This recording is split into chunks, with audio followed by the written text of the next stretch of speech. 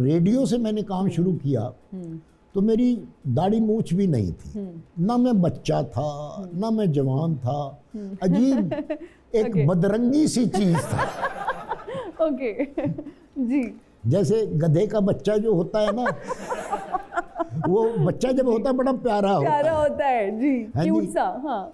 और एक और किसी का बच्चा भी होता है जी सर। तो वो भी बड़ा प्यारा होता है, लेकिन जो दूसरा बच्चा होता है ना, वो बचपन में भी प्यारा होता है और जवान होकर भी वो प्यारा ही होता है। मैंने तो शुरू प्रोग्राम में कह दिया था कि मैं बड़ा प्रैटी था।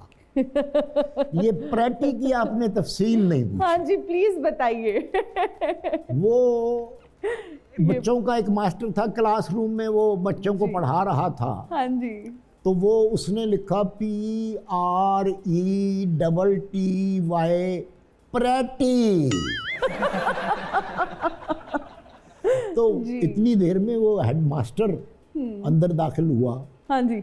वो आगे बढ़ा, उसने मास्टर से कहा कि ये क्या पढ़ा रहे हैं आप? हाँ, प्रैटी। देख लो प्रैटी पढ़ा रहे हैं। हाँ। उसने कहा नहीं, इसका मतलब आपको भी नहीं पता है। वो प्रैटी पढ़ा रहे हैं और बच्चे प्रैटी पढ़ रहे हैं। उसने कहा नहीं, ये प्रैटी है, प्रैटी। हाँ। अच्छा मैंने जी आपने कुछ कहा? नहीं कुछ कहा। सर आपने कहा मैं प्रैटी हूँ, मैंने कहा मैं अब क्या पूछूं? सर आप उस्ताद की हैसियत रखते हैं, मैं तो बस मैंने समझ आ गया। उस्तानी साहिबा आप बड़ी तेज हैं।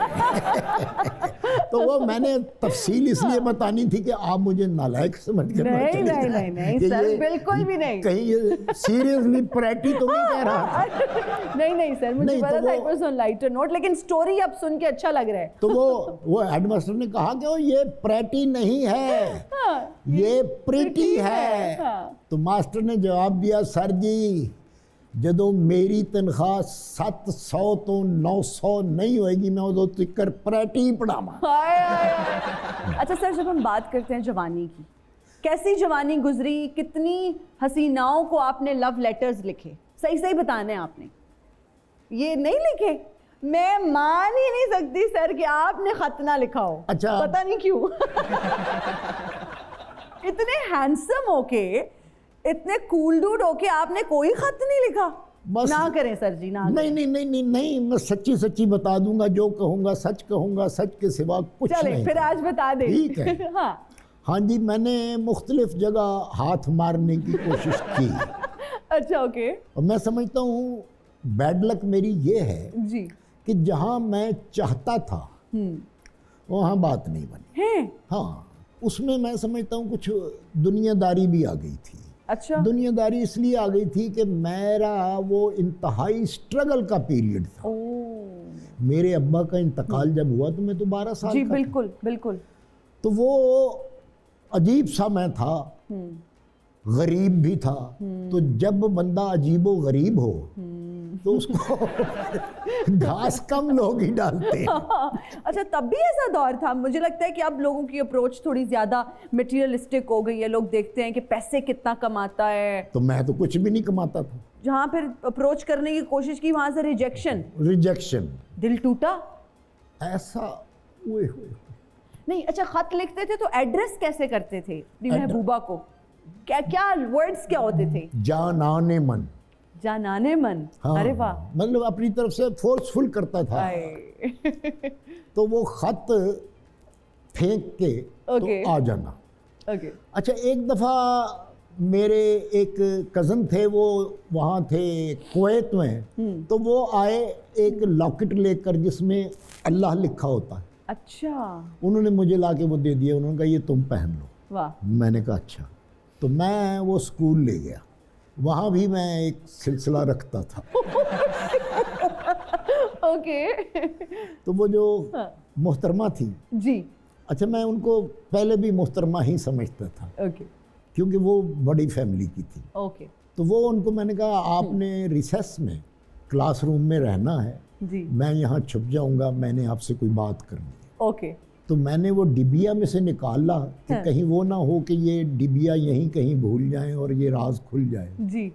मैंने वहीं से एक कागज़ फाड़ा एक कॉपी का जी। और वो उसको डिबिया में से निकाल के उसमें रख के चुड़मुड़ करके ना, तो वो उनको मैंने कहा ये आप रख लें। मैंने कहा ये क्या है? रियली? हाँ हाँ, घबराहट होती है ना बड़ी, इश्क करना आसान नहीं है। तो मैंने वो दिया ओके। और मैं क्लासरूम से निकल गया और मैंने जाते जाते कहा कि आई लव यू।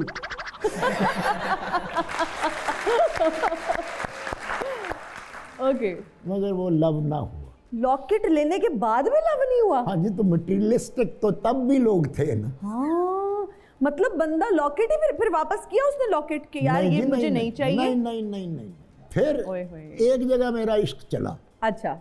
इश्क चला तो वो मुझे आखिरी वक्त तक प्यार करती रही। Okay okay.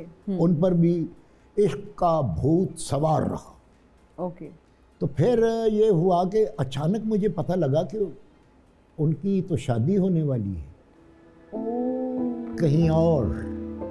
हो। मेरे दिल पे बड़ा असर हुआ। अभी तक मैं वो असर लिए सेंटी हो रहे हैं अभी भी आप। हाँ। So you miss her? अभी भी कभी राब्ता हुआ आपका उनसे? बीच में होता रहा, शादी के बाद भी। शादी वाले मौके पर भी एक चोट करवाई उन्होंने मुझे। अच्छा, वो क्या? वो कहने लगी मैं अपने माथे पर तुम्हारा झूमर सजाना चाहती। हाय। वो भी फिर हमने लेकर दिया। वो दुकानदार जो था उसको मैंने कह दिया था कि जिस तरह मेरी एक कज़न आएंगी। Okay okay. तो वो फिर वो ले गई। तो बाद में उन्होंने कजन, ये आज तक यही सिलसिला चल रहा है, ऐसे हाँ ही जी। लड़के कह रहे हैं मेरी कजन आएगी, बस आप ना। तो उसको मैं ये तो कहने से रहा था कि मेरी मोहब्बत जो फ्लॉप हो गई है वो मैंने कहा मेरी कज़न आएंगी, उनको दे अच्छा दीजिएगा। सर, सेलिब्रिटीज पे भी, एक्टर्स, को एक्टर्स पे भी बहुत नॉर्मल है कि आपको, आप जब साथ काम करते हैं, जब आप देखते हैं दिल आ ही जाता है। हाँ। कोई ऐसी actress? It was my last love, okay but my first marriage. Okay. शायद आपको तो नहीं याद होगा, आपको पता भी नहीं होगा इस बात का। सरमद, इमरान, हिना और कंवल की जो वालदा थी, जी। She was news caster at PTV। Okay. और इन्नी सोहनी सी कि मैं गौर नाल वेखदा नहीं हुंदा सा कि मैली हो जाए। अरे क्या बात है। मेरा उनका कुछ एज डिफरेंस भी था। She was younger than you या elder than you? I was younger. Really? Yes. कितना एज डिफरेंस था दोनों में, if you don't mind telling? 15 years। 15 साल आप उनसे छोटे थे। इधर तो 2 साल मुंडा छोटा हो गया, गल नहीं बनती। एक चीज़ का दुख है मुझे कि मैंने अपनी माँ और बहनों की मर्जी के बगैर अकेले ने जाके निकाह पढ़वा लिया।